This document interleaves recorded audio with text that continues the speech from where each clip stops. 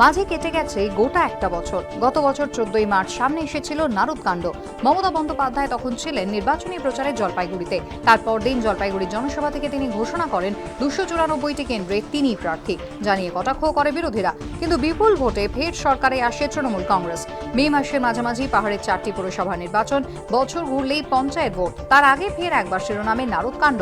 CBI তদন্তের নির্দেশ বহাল রেখেছে সুপ্রিম কোর্ট। এই প্রেক্ষাপটে ফের একবার জলপাইগুড়িতে মুখ্যমন্ত্রী। সোমবার বাগডোগরা বিমানবন্দর থেকে জলপাইগুড়ি পর্যন্ত প্রায় 50 কিলোমিটার পথে জনস্রোতে ভাসলেন মমতা বন্দ্যোপাধ্যায়।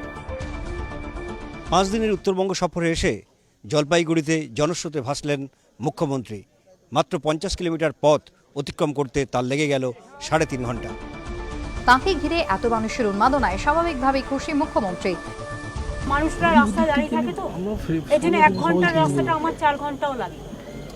জলপাইগুড়ি আমি আগেও এসেছি, মানুষের স্রোত দেখেছি।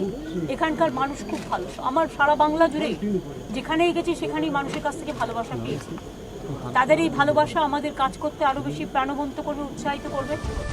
সোমবারের এই ছবি দেখার পর অনেকেই বলছেন, নারদকাণ্ড যেমন নির্বাচনে প্রভাব ফেলেনি, তেমনি তা নিয়ে সিবিআই তদন্তের নির্দেশও আঁচড় কাটতে পারেনি মমতার জনপ্রিয়তায়। সোমবার জলপাইগুড়িতে পৌঁছে আদিবাসী উপদেষ্টা পর্ষদের বৈঠকে বসেন মমতা। আদিবাসী উন্নয়ন পর্ষদের মতোই তপশিলি উন্নয়ন পর্ষদ গঠনের সিদ্ধান্ত হয় সোমবারের বৈঠকে। মঙ্গলবার জলপাইগুড়ি জেলায় প্রথমে প্রশাসনিক বৈঠক করবেন মুখ্যমন্ত্রী।